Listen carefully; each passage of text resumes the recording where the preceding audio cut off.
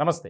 ఆంధ్రప్రదేశ్‌లో ప్రభుత్వ ఉద్యోగులు సమ్మె బాట పట్టనున్నారు అనే వార్త ఇప్పుడు బాగా వైరల్ అయింది.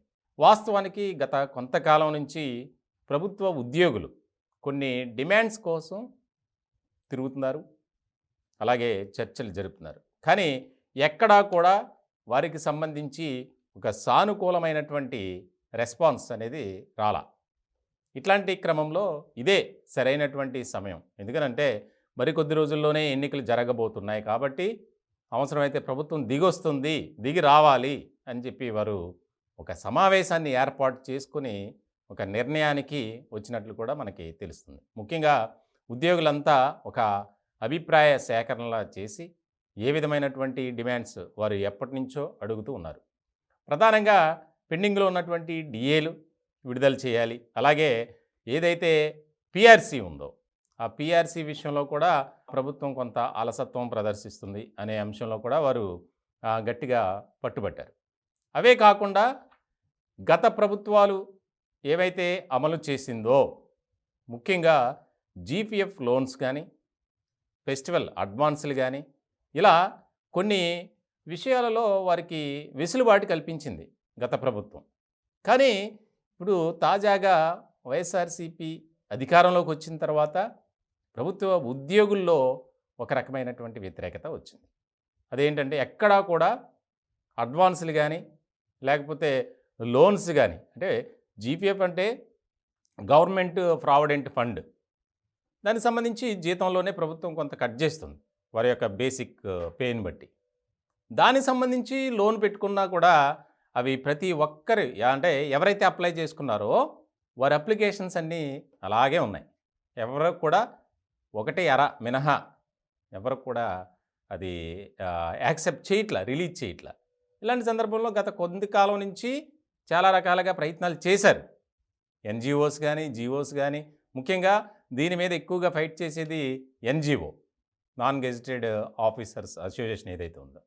అలాగే కొన్ని సంఘాలు ఉన్నాయి ఆంధ్రప్రదేశ్ ఉద్యోగులకు సంబంధించి.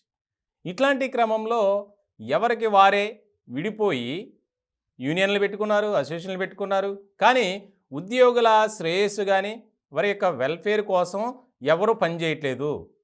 ఒక అసోసియేషన్ అయితే వారికి సంబంధించి, అంటే ప్రభుత్వానికి సంబంధించి పనిచేస్తుంది, మిగతా వాళ్ళని మాట్లాడనివ్వరు. ఎవరైనా పోరాటం చేయాలన్నా, ఉద్యమం చేయాలన్నా అనగద్రొక్కుతారు.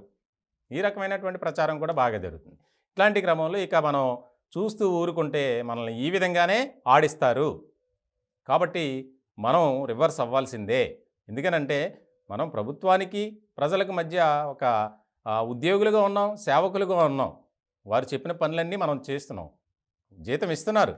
కానీ కొన్ని సందర్భాల్లో జీతాలు కూడా సరైనటువంటి నిర్ణీత సమయానికి రావట్లేదనే ఆవేదన, ఆందోళన కూడా వ్యక్తం చేస్తున్నారు ప్రభుత్వ ఉద్యోగులు. ముఖ్యంగా టీచర్లు అయితే వారి యొక్క ఎదురుచూపులు మామూలుగా లేవు. ఎందుకనంటే 20వ తేదీ దాటిన తర్వాత కానీ వారికి శాలరీస్ రావట్లేదు. మేము కుటుంబాన్ని ఎలా పోషించుకోవాలి అని చాలా సందర్భాల్లో రోడ్లెక్కారు. కానీ ఎక్కడా కూడా ప్రభుత్వం నుంచి ఒక పాజిటివ్ రెస్పాన్స్ అనేది రాలేదు. మాట్లాడతాం, చేస్తాం, చేసి చూపిస్తాం, ఇదే రకమైనటువంటి మాటలు తప్ప ఎక్కడా కూడా ప్రభుత్వం వారి డిమాండ్స్ ఫుల్ఫిల్ చేయటంలో ముందుకు రావట్లేదనే ఒక ఇది బాగా ఉంది. ఇలాంటి సందర్భంలో అసంతృప్తి, నిరాశ, నిస్పృహ. ఇప్పటికే రాష్ట్రంలో అంగన్వాడీలు ఆందోళన చేస్తున్నారు, మున్సిపల్ కార్మికులు, పారిశుద్ధ్య కార్మికులు, అట్లాగే ఇప్పుడు తాజాగా 102, 104, 108 వీళ్ళు, అలాగే రకరకాల వాలంటీర్లు కూడా, వారు కూడా ఆందోళనకు సిద్ధమయ్యారు. ఇలాంటి సందర్భంలో ప్రభుత్వంపై ఒత్తిడి తీసుకురావాలి ఖచ్చితంగా. ఎందుకంటే మనము ప్రభుత్వానికి వారధిగా పనిచేస్తున్నాం కాబట్టి మనం ఏదైతే డిమాండ్స్ ఉన్నాయో వాటిని నెరవేర్చాలి. ఎన్నికలకు ముందు ఇచ్చినటువంటి హామీలనే మనం అడుగుతున్నాం.